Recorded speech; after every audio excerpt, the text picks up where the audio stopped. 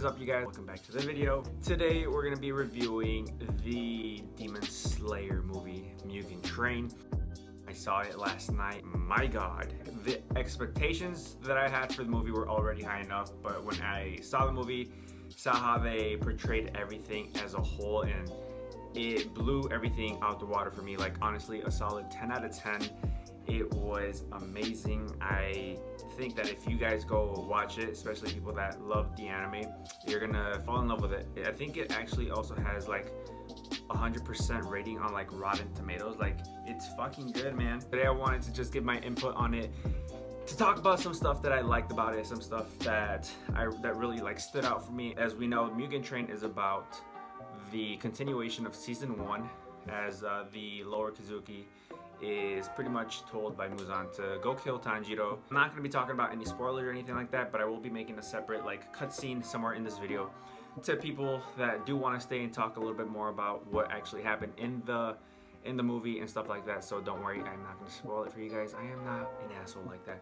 I am looking out for y'all. So the thing that really stood out to me were like the storytelling, how they put all this stuff together. The visuals were fucking amazing as well.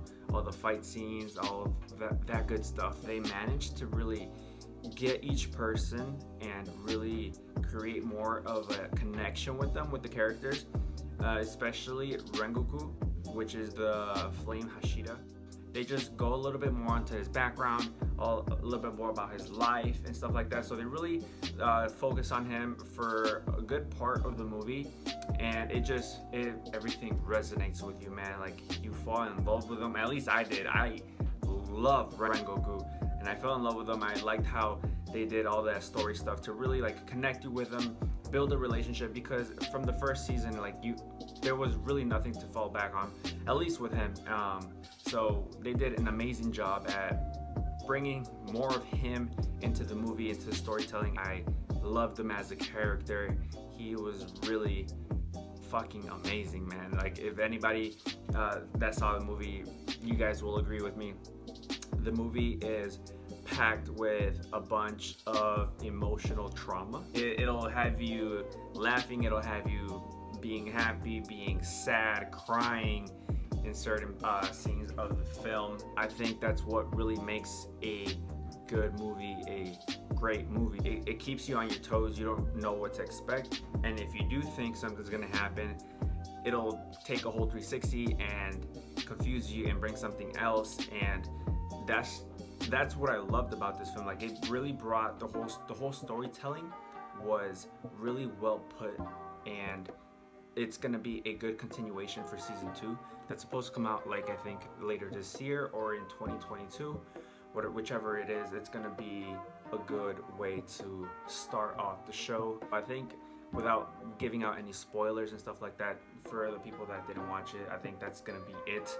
Just know that it is a solid 10 out of 10 for me, and a lot of people that have seen it are giving it about the same freaking rating as I am, because it is honestly that good. If you're an anime fan, you will love it. And for the people that haven't seen the anime, they can definitely still go and see it, and I think that they'll love the visuals, they'll love what's going on, and they'll get captivated some way or form. But it won't be as much as those that have already seen season 1 and know some backstory, know why all these things are happening. Like, for example, like why Nezuko is in a box. It really adds a good foundation if you do already know about the show and stuff like that. So I do recommend watching the show before going to the movie. But if you haven't, you can still go watch it, and I think you will appreciate it to some extent. So that's pretty much gonna be it for that non-spoiler part of the video. The next part, I'm gonna do a little cutscene right now where I'm gonna warn you guys to not stay at the end of the video in case you haven't seen it. And if you want to stay and you haven't seen it, you just want to get things spoiled, by all means stay. Thank you guys so much for watching. For those of you that are about to leave, and if you are, thank you guys, and I'll see you guys on the next video. Y'all, can we talk about how fucking badass Rengoku is, bro? Oh my god, dude. His fire breathing, bro. His fire freaking breathing. Obviously, he's a Hashira, but bro, Rengoku is OP as fuck. And I honestly cried very hard when they killed him off, because I did not want him to die. When the upper Kazuki had his hand in his body, I honestly thought there were two things that went to my head. I thought he was either going to become a demon to save himself and save the rest of the crew that was with him, or he was going to kill the Kazuki and obviously die from the Kazuki's hand being inside his body, and he was pretty much going to kill the demon, but he was going to die by doing it. But no, they ended up killing off my boy. The other Kazuki ran off and survived. Like, what the fuck? The movie did such a good job at connecting you with him, understanding more of his background, how he was as a kid, what he went through, and how he ended up being how he is right now. Shocked me was the fact that his dad was also a fucking Hashira, and then he ended up not caring anymore, and he told Rengoku that he wasn't gonna amount to anything. Like, dude, that really like hurt. And you know, I don't have daddy issues or anything like that, but fuck, it was more touching too, because the fact that he still like gave some good feedback or like good advice to his brother on, you know, trying to become whatever he wanted to do is just like, dude, like, that's a good fucking brother. And then when he said, unlike you have a brother to fall on for anything. That's big brother mentality. Anybody that's the first of the family, you can kind of like relate to that. At least I can, because I kind of had to grow up learning things as I went. But if you are the younger brother and you have someone that's older than you, you can always go to them, and it's because they have already experienced something, you know. So hearing all that stuff like really like resonated with me and making me cry. I'm not gonna lie, and it was really hitting home. But yeah, dude, like the way he really went all out, the movie really captivates you, really gets you your emotions all over the place. This is just me like thinking into the future. I think Tanjiro at some point in the show is gonna meet up with that upper third Kizuki again and fucking unleash hell on him. It's gonna be a good fucking time, and I hope he really fucking dismantles that man, because he deserves it. So I say, like, it's good to watch the show before going to the movie, because you have all this background information.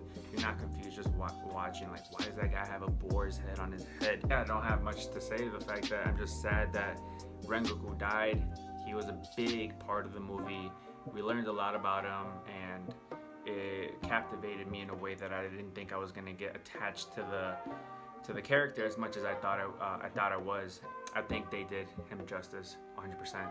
I think that's it. The movie was a solid 10 out of 10, 11 out of 10. In my opinion, at least. There's probably some of the people that didn't like certain things about it, but I enjoyed it. I would definitely go watch it again if I can. And yeah, if you guys haven't seen the movie, or if you have, that's why you stay till the end. I definitely recommend that you watch it. If you want to go watch it again, fucking do it. That's all I got to say. So thank you guys so much for watching. Hit that like, subscribe. You guys know what to do, and I'll see you guys on the next one. And peace.